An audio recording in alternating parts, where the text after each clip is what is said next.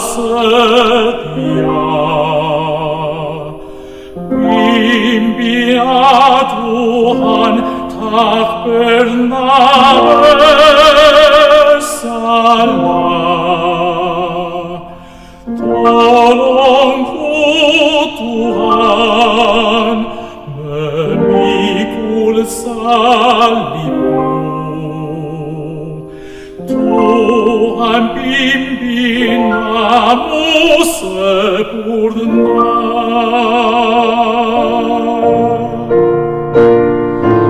Dalam kota besar atau dalam limbah, jiwa sama berharga di matamu.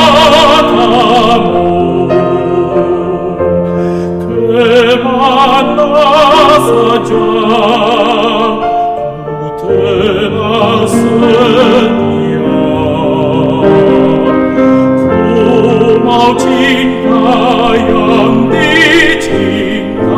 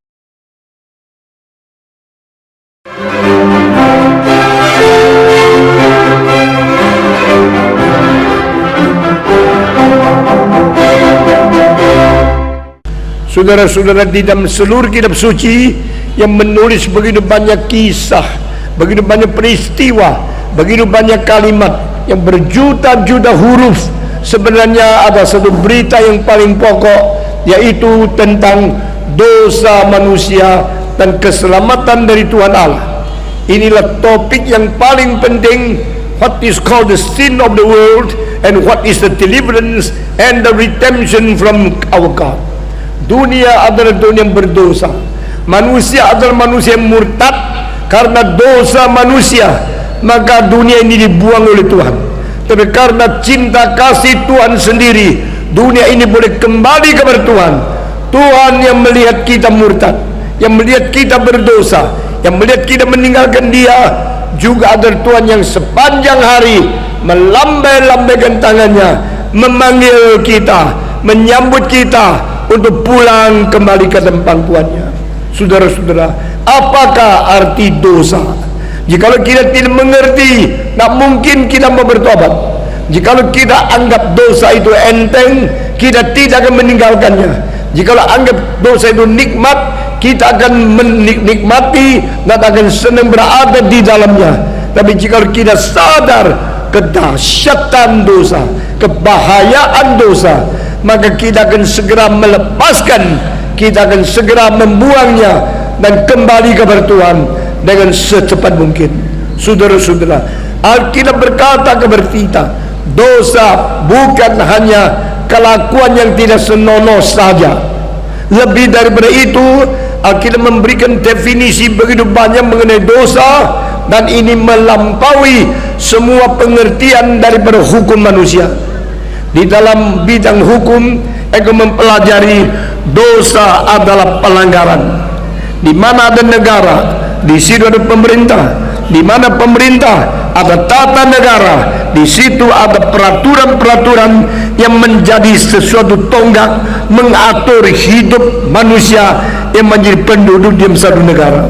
Barang siapa yang melanggar peraturan-peraturan itu dianggap berdosa, dan orang berdosa akan dituntut oleh hukum, oleh hakim, diadili dan harus dihukum. Saudara-saudara, tadi Alkitab melihatkan kepada kita hal-hal tentang dosa yang lebih dalam daripada makna-makna dunia ini. Alkitab berkata kepada kita dari beberapa definisi yang paling mendahsyatkan, yang paling menakutkan. Dosa adalah membalikkan diri, meninggalkan Tuhan dan harga Dia. The backsliding attitude toward our God. Dosa adalah sesuatu sifat berpaling dari Tuhan dan menuju kepada arah yang melawan dari Tuhan. Allah itu terang adanya. Dosa berarti menghadap kepada kejahatan, kegelapan, meninggalkan terang. Allah itu suci adanya, Allah itu adil adanya, Allah itu baik adanya, Allah itu kasih adanya. Dosa berarti tidak mau kasih tapi mau benci, tidak mau baik tapi mau jahat, tidak mau kebenaran, mau hal yang tidak benar, tidak mau kesucian, hanya mau kenajisan. Pertama, dosa adalah membelakangkan diri dan berpaling dari Tuhan menuju kepada arah yang melawan kepada Tuhan. Saudara-saudara, ini adalah definisi yang pertama, the backsliding, the return and far away from God and facing all that is against God. Kita hidup dalam dosa berarti kita hidup melawan Tuhan, kita hidup berlawanan dengan arah dari Tuhan, dan kita menuju kepada kegelapan, menuju kepada kesalahan, menuju kepada kebencian, menuju kepada kegelapan, menuju kepada ketidakbenaran. Ini arti dosa pertama.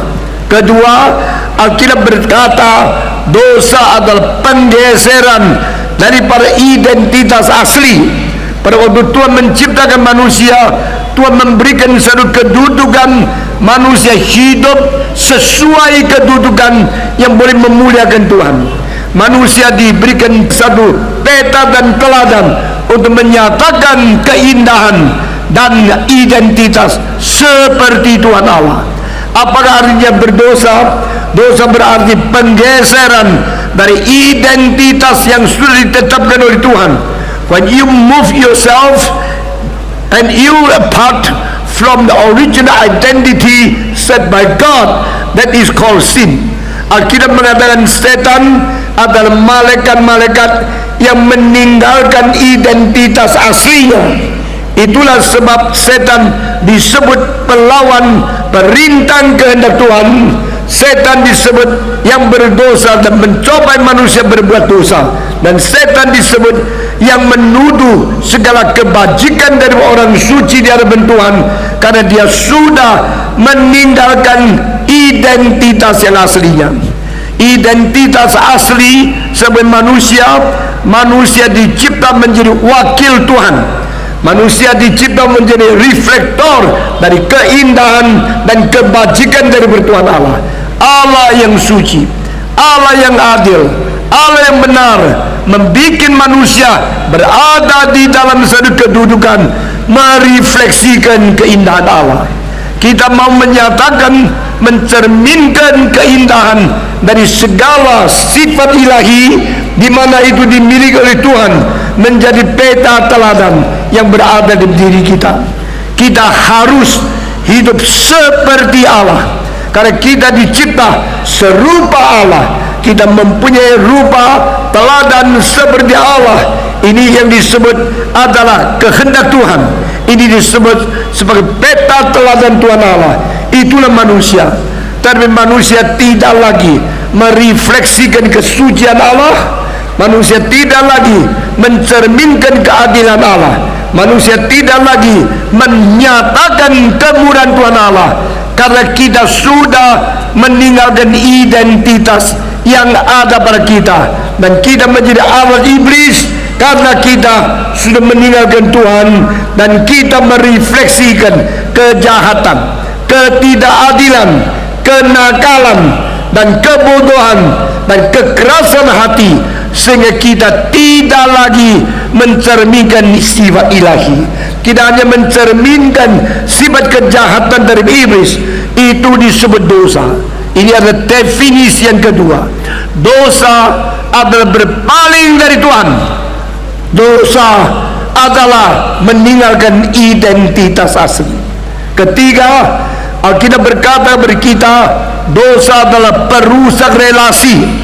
Waktu manusia dicipta oleh Tuhan, dia mempunyai relasi diri terhadap diri. Dia punya relasi diri terhadap sesama manusia. Dia punya relasi diri kepada Tuhan, dan dia punya relasi diri dengan setan. Apakah seharusnya relasi kita diri dengan diri kita? Relasi itu harus ditandai dengan keharmonisan. Sendiri harmonis dengan diri, sendiri akur dengan diri, sendiri hidup berdamai dengan diri sendiri. Tapi setelah ada dosa, diri memusuhi diri, diri melawan diri, diri melanggar diri, dan diri memberontakkan diri, sehingga di dalam diri kita tidak ada perdamaian, tidak ada sejahtera. Di dalam diri kita hanya ada keletilesuan, kebencian, ketidakpuasan, sehingga kita sendiri melawan kita sendiri. Kedua, dosa berarti merusak relasi antara kita dengan orang lain. Manusia hidup damai dengan orang lain, membentuk masyarakat yang indah, masyarakat yang harmonis. Tapi jika manusia dan manusia yang lain mempunyai kebencian, kedengkian, iri hati, dan kejahatan, maka timbullah perselisihan, timbullah perkelahian, timbulnya segala peperangan yang tidak perlu. Ini yang kita selalu lihat di masyarakat. Saudara-saudara, mengapa manusia menjadi musuh manusia? Mengapa manusia melawan manusia? Karena relasi antara diri dan sesama kita sudah dirusak. Kenapa melihat orang lebih baik kita tidak senang hati? Kenapa melihat orang lebih cantik kita iri hati? Kenapa melihat orang lain lebih kaya kita begitu benci? Kenapa melihat orang lebih sukses kita ingin melawan? Karena kita sudah tidak ada satu relasi keharmonisan antara diri kita dengan sesama kita yang lain. Ini adalah dosa. Jadi definisi yang ketiga, perusakan dari berrelasi. Relasi kita dengan Tuhan adalah yang taat dengan yang ditaat. Relasi kita dengan Tuhan adalah yang mengikut dengan yang memimpin. Allah pencipta kita, Allah pemimpin kita, dan Allah pemberi anugerah kepada kita. Seharusnya kita taat kepada Dia, kita menurut Dia, dan kita bersembah sujud kepada Tuhan. Itulah relasi yang seharusnya, relasi yang sebenarnya. Tapi jikalau setan sudah bekerja, hati kita sudah menerima dosa yang menjadikan kita merusak relasi, maka manusia di hidup yang dosa, dia bukan taat kepada Tuhan, dia melawan Tuhan. Dia bukan mendengarkan firman Tuhan, dia menolak firman Tuhan. Dia bukan menjadi orang yang menjalankan perintah Tuhan, dia menjadi pemberontak kepada kedaulatan daripada Tuhan. Di situ relasi menjadi rusak. Relasi kita dengan kita dirusak oleh dosa. Relasi kita dengan sesama manusia dirusak oleh dosa. Relasi kita dengan Tuhan Allah juga dirusak oleh dosa, sehingga banyak orang melihat Tuhan sebagai musuhnya, bukan sebagai Tuhannya, bukan sebagai pemimpinnya, tapi sebagai sesuatu yang dilawan, diberontak, yang dilawan oleh dia dengan segala macam kebiadaban. Saudara-saudara, dosa merusak relasi. Bukan saja demikian, relasi kita dengan setan adalah kita dicipta oleh Tuhan untuk menjadi saksi kebenaran, menjadi saksi keadilan, menjadi saksi cinta kasih, dan kita harus berani melawan iblis. Tapi setan telah berbuat sesuatu macam cara untuk membuat kita bersekongkol dengan dia, kita berharmonis dengan dia. Akhirnya dia mengkawani setan yang melawani Tuhan. Saudara-saudara, kita seharusnya mengetahui siapa kawan dan siapa lawan. Orang yang pikirannya tenang dan jiwanya sungguh-sungguh jujur, dia harus mengetahui bagaimana memihak kawan dan memusuhi lawan. Tapi setan telah merusak semua ini, sehingga banyak orang melawan Tuhan dan berkawan dengan iblis. Kita bersahabat dengan hal-hal yang rusak dan kita memberontak dengan hal-hal yang baik, sehingga kita punya hidup yang relasinya semua kacau balau. Ini adalah definisi yang ketiga. Saudara-saudara, dosa berarti berpaling dari Tuhan. Dosa berarti sudah merusak dan meninggalkan identitas yang asli. Dosa berarti kekacauan di dalam segala relasi antar kepribadian masing-masing. The interpersonal relationship between my personality and the personality of God, between my personality and the personality of other people, between my personality and the personality of Satan. Semua antar pribadi harus mempunyai pengertian relasi yang benar, sehingga hidup kita boleh harmonis dengan Tuhan, boleh harmonis dengan diri, harmonis dengan keluarga, harmonis dengan sesama manusia, harmonis di dalam masyarakat. Tetapi dosa telah merusak segala keharmonisan yang sejati, dan dosa telah merubah sehingga kita yang tidak boleh menjadi kawan dari setan, kita bersahabat dengan seteru Tuhan, dan kita berseteru dengan Tuhan yang sebenarnya sahabat kita. Saudara-saudara, ini semua adalah definisi dosa yang biasa kita tidak lihat. Keempat, definisi dosa adalah pelanggaran dari hukum Tuhan Allah. Di Alkitab dikatakan yang melanggarkan hukum itu disebut dosa. Alkitab berkata kepada kita, Allah memberikan hukum, khususnya 10 hukum yang dikaruniakan Tuhan kepada manusia. Hukum pertama sampai hukum keempat adalah bicara mengenai relasi manusia dengan Sang Pencipta itu. Allah itu Allah yang esa. Di luar dia tidak ada Allah yang lain. Engkau harus menyembah Tuhan dan hanya mencintai dia dengan segenap hatimu, sebulat jiwamu, pikiranmu, seluruh tenagamu. Cintai Allahmu. Ini perintah pertama. Perintah kedua sama seperti itu. Engkau harus mencintai sesamamu dengan mencintai mereka seperti mencintai dirimu sendiri. Saudara-saudara, inilah perintah dari Tuhan Allah.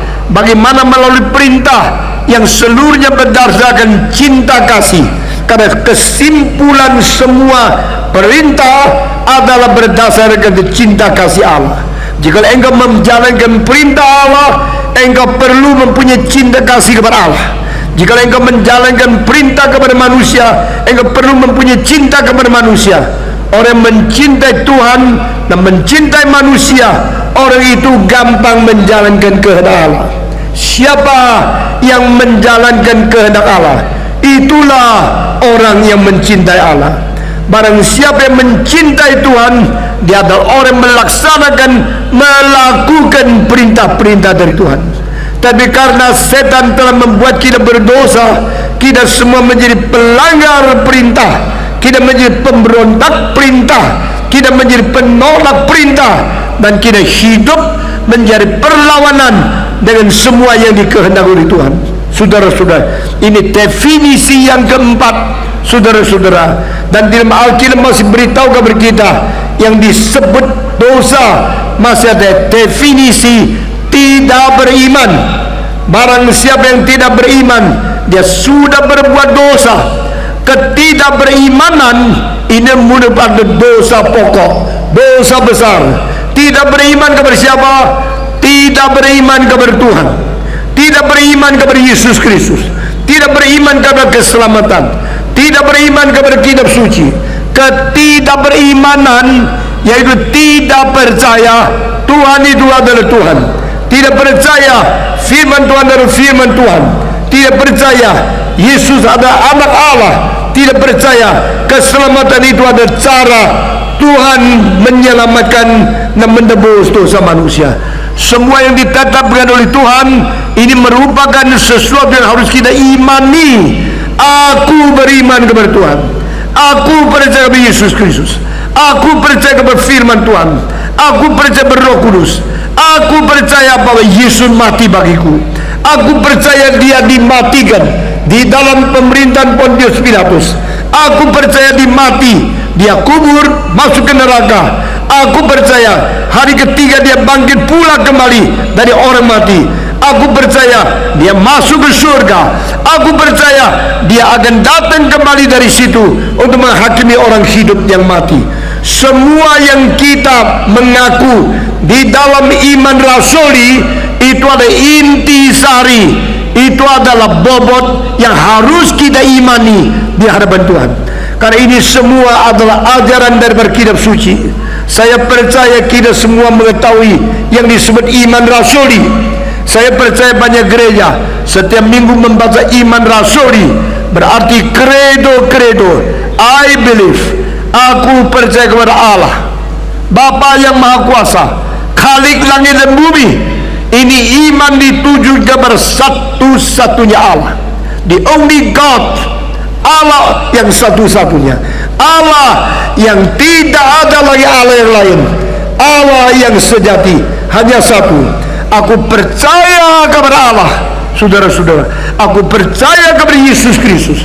Aku percaya kepada kematian dan kebangkitan di dalam Injil Yesus Kristus. Saya percaya kepada firman Tuhan yang diwahyukan kepada manusia. Aku percaya kepada segala sesuatu yang tercantum di Alkitab. Jikalau engkau beriman, maka imanmu itu akan menjadikan engkau orang taat kepada Tuhan. Jika imanmu itu sungguh-sungguh, engkau akan meninggalkan dosa. Tapi jika engkau tidak beriman, engkau disebut orang berdosa.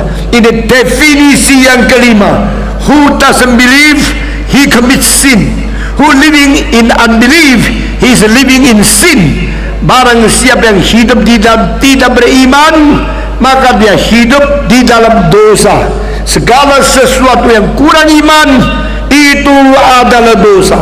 Saudara-saudara, jika engkau membaca kitab suci, engkau melihat dari perjanjian lama sampai perjanjian baru, semua definisi mengenai dosa secara eksplisit, implisit ternyata di dalam buku Musa, di dalam sejarah, di dalam Mazmur, di dalam nabi-nabi, dan akhirnya di dalam ajaran Injil dari Tuhan Yesus Kristus, dan tersimpan begitu banyak di dalam surat-surat dari para rasul, surat-surat daripada Paulus, surat-surat daripada perjanjian baru.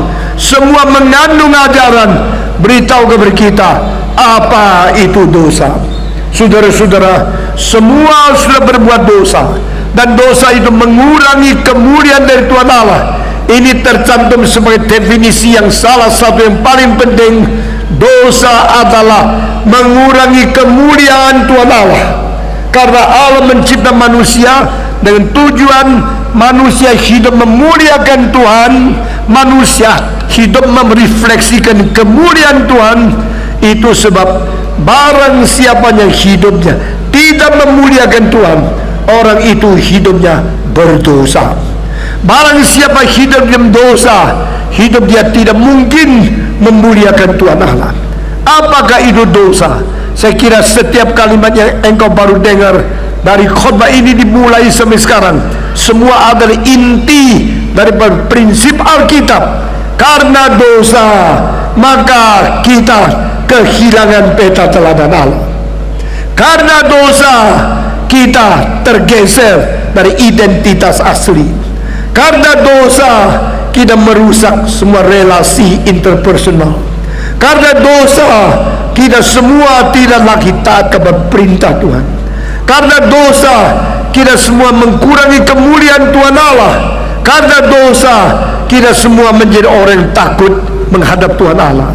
Sesudah Adam berbuat dosa, memakan buah yang terlarang, maka dia mulai merasa takut, dia merasa dingin. Nah, akhirnya dia melarikan diri, menutup diri untuk menutup halnya, malunya dia dengan pohon yang dirusak, lingkungan dia hancurkan, dan daun-daun yang dipakai untuk menutup diri. Dia kira dengan demikian dia boleh meninggalkan diri daripada perbuatan dosa sebagai fakta pelanggaran kepada Tuhan Allah. Saudara-saudara, Tuhan tanya kepada Adam, di manakah engkau?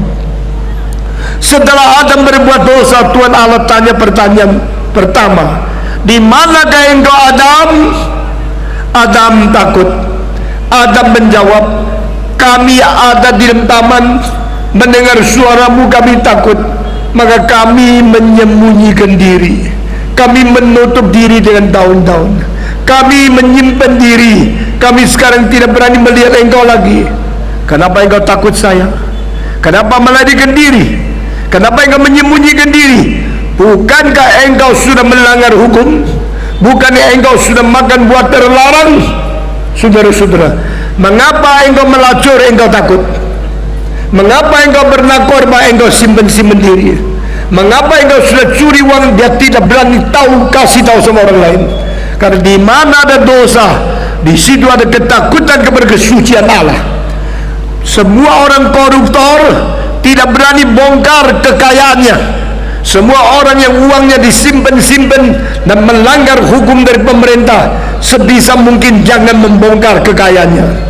Karena dosa mengakibatkan kita takut kepada Tuhan, bukan takut karena mau menjalankan kehendaknya, takut karena takut diadili oleh Tuhan.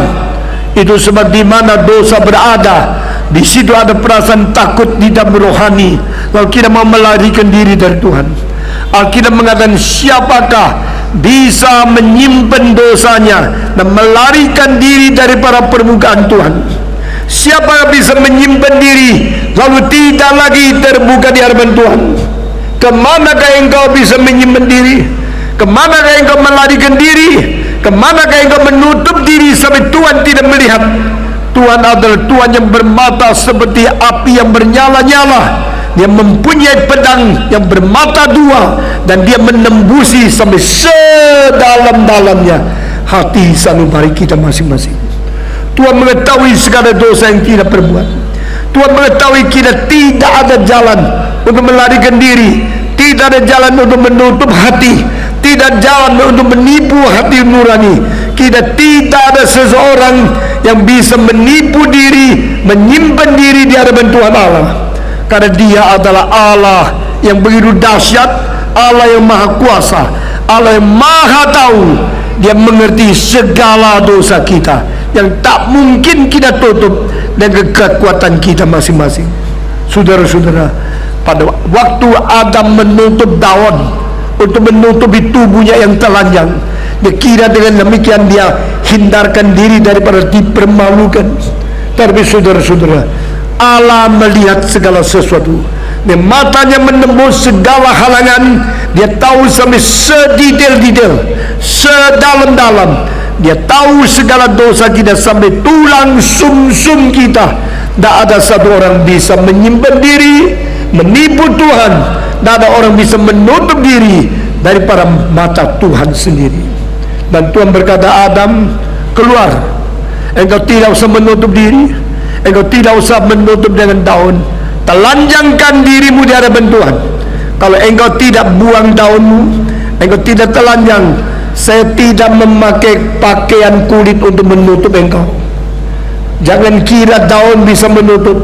Daun kena matahari akan menjadi kering, daun kena angin tiup akan menjadi terbuka. Engkau bodoh. engkau kira dengan cara kebudayaanmu engkau bisa menutup, bisa menyelesaikan soal engkau berbuat dosa. Sekarang banyak orang berbuat dosa, mereka melalui agama menutup diri, melalui kebudayaan menutup diri, melalui jasa-jasa untuk menutup diri.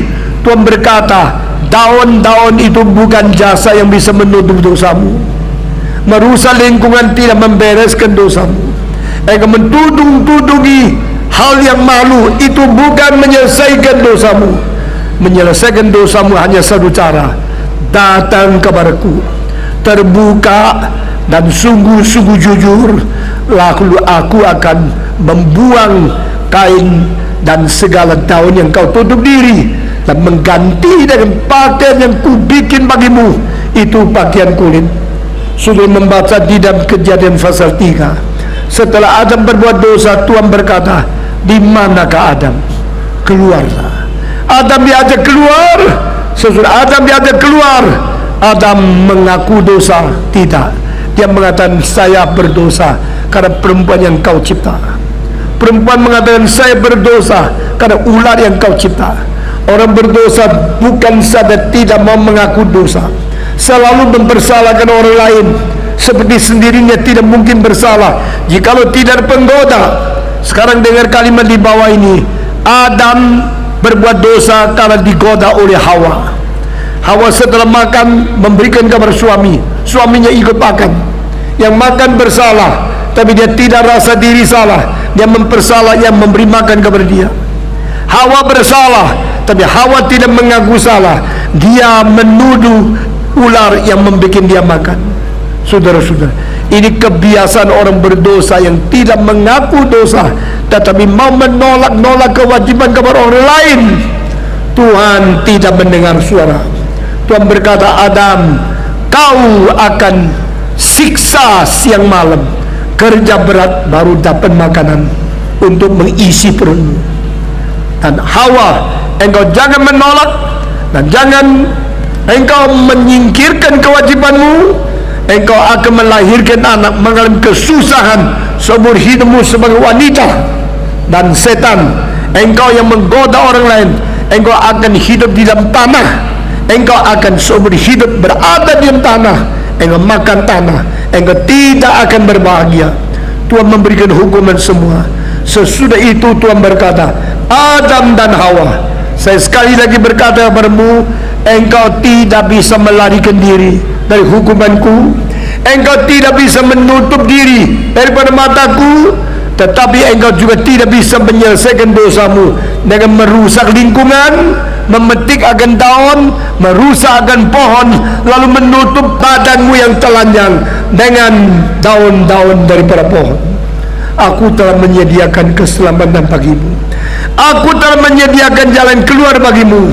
Sekarang buang daunmu, pakai pakaian kulitku. Saya mau tanya, pakaian kulit dibikin oleh Tuhan melalui apa? Kulitnya siapa? Saudara bisa jawab saya? Waktu Tuhan bikin pakaian kulit untuk menutupi Adam dan Hawa, kulit itu dari binatang. Berarti Tuhan harus membunuh binatang supaya binatang itu mati. Kulitnya dilepaskan lalu dijadikan pakaian untuk menutup yang mempermalukan daripada Adam dan Hawa. Itulah keselamatan, mengkuliti binatang supaya binatang itu harus mengalirkan darah, binatang itu harus mati, baru kulitnya dilepaskan, lalu sesudah boleh menutup hal-hal yang memalukan dari Adam dan Hawa. Kulit itu mungkin dari domba, mungkin dari sapi. Ini berarti setelah Adam dan Hawa berbuat dosa, yang pertama-tama mati bukan Adam, yang lebih dulu mati bukan Hawa, yang terlebih dulu mati sebelum Adam mati, sebelum Hawa mati, ada domba yang mati supaya kulitnya bisa ambil menjadi pakaian untuk mengganti Adam dan Hawa. Inilah rencana Allah. Lihatlah domba Allah yang mengangkat dosa seluruh dunia. Lihatlah anak domba Allah yang membuang dosa manusia. Ini melambangkan Kristus mati di atas kayu salib.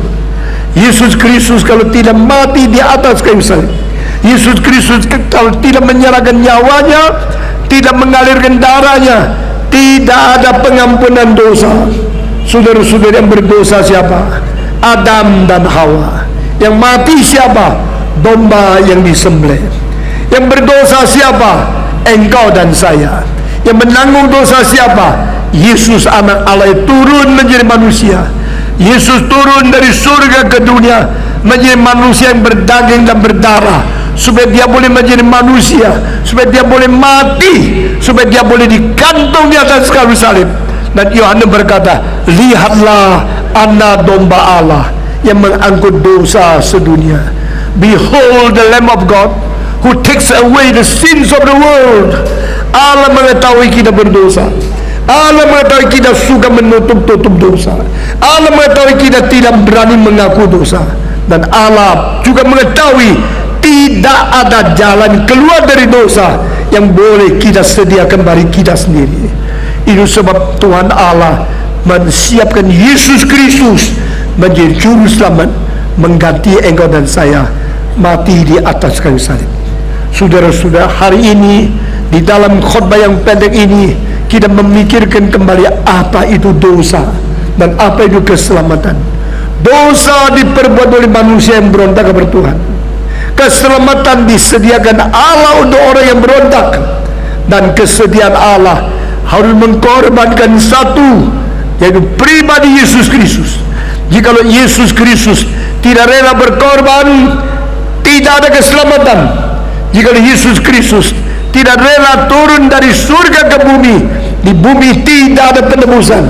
Jikalau Yesus Kristus tidak pernah rela mati di atas salib, tidak ada yang bisa mengganti kita. Jikalau Yesus Kristus tidak mau mengalirkan darah, tidak ada pengampunan dosa. Tetapi puji Tuhan, karena Yesus sudah turun dari surga, inkarnasi menjadi mungkin, Allah beserta dengan manusia. Kristus telah bersaudara dengan daging dan darah, dia menjadi manusia supaya mungkin mati, maka ada juru selamat. Yesus Kristus pernah berdoa di Getsemane, dan Yesus Kristus dipecut, dan akhirnya diadili, dipaku, digantung di atas Golgota, sehingga ada pengampunan dosa Allah kepada kita. Saudara-saudara, semua ini adalah tercantum di dalam Alkitab dan mewakili cinta kasih Allah yang tidak terbatas, yang tidak terhingga. For God so loved the world that gave His only begotten Son, to whom you believe in Him do not perish but will have the eternal life. Karena demikian Allah mengasihi isi dunia ini, sehingga dikaruniakan anak yang tunggal itu, supaya barang siapa yang percaya kepada Dia jangan binasa, melainkan beroleh hidup yang kekal.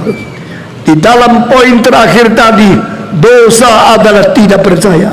Selain engkau melanggar hukum, selain engkau merusakkan relasi, sehingga engkau geser daripada identitas, selain engkau memberontak kepada perintah Tuhan, engkau adalah orang berdosa.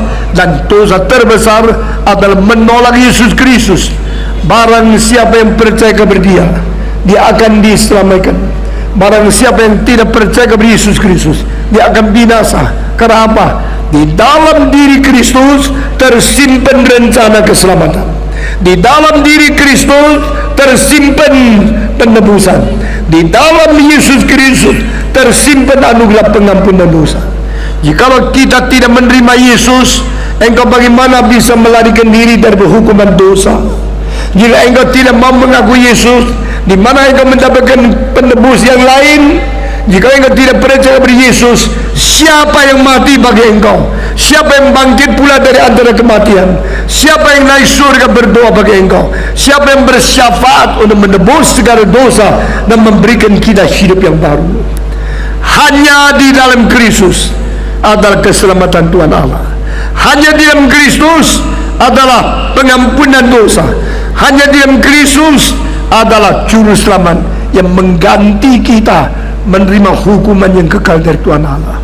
Puji Tuhan, di dalam Yesus Kristus diberikan nama, di bawah kolong langit tidak ada nama yang lain kita boleh diselamatkan. Tapi kita betul-betul bisa diselamatkan hanya di dalam satu nama, nama Yesus Kristus, yang Allah menjadi manusia, yang dipaku di atas kayu salib, yang mati mengganti engkau dan saya, yang berdoa di atas Golgota, ya Bapa, ampunilah mereka, karena apa yang mereka perbuat, mereka tidak mengetahui. Hari ini saya akan menyelesaikan khotbah yang pendek ini.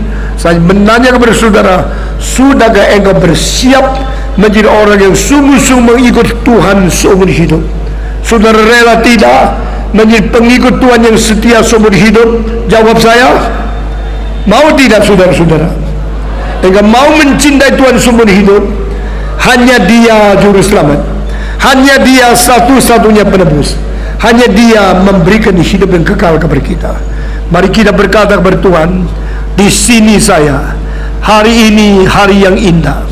Di dalam hari kematian ke-98 dari No Manson, Tuhan mengirim Stephen Tong kembali ke tempat Sibolga dan mengingatkan engkau tentang cinta Tuhan, tentang pengampunan dosa, tentang pertobatan yang sejati, tentang hidup baru, sehingga engkau tidak lagi keliaran di luar atau di dalam gereja. Engkau tidak lagi memberontak sebagai orang Kristen atau orang kafir, tapi engkau menjadi orang yang berkata, saya sudah mendengarkan firman, saya sudah pernah dibaptiskan, saya sudah pernah menjadi orang Kristen. Hari ini saya meneguhkan iman saya, dan saya berjanji ikut Tuhan selama-lamanya sampai berjumpa dengan Kristus kembali. Amin. Barang siapa yang berkata, Tuhan beri kekuatan kepada saya menjadi orang Kristen yang sejati, tekun sampai berjumpa dengan Yesus Kristus kembali. Ada orang demikian, dipersilakan dengan hormat. Angkat tangan saudara. Engkau berkata, saya mau tekun setia sampai mati. Angkat tangan saudara. Siapa? Siapa lagi? Siapa lagi? Kita bersyukur kepada Tuhan. Semua yang hari ini berjanji kepada Tuhan, saya mau mencintai engkau, saya menjadi orang Kristen yang sejati. Mari kita berdiri di hadapan Tuhan. Kita semua berdiri, kita menyanyi sekali lagi salimnya, salimnya, lalu berdoa di hadapan Tuhan.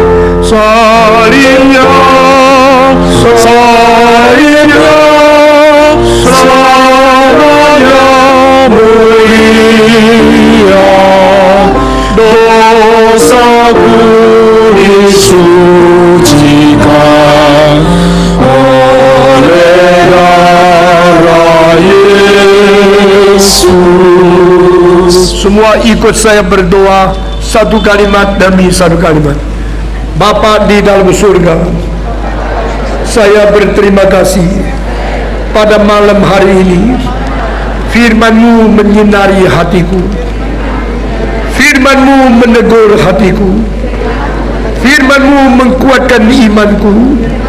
Saya berjanji kepada-Mu, seumur hidup setia kepada-Mu sampai berjumpa dengan Tuhan.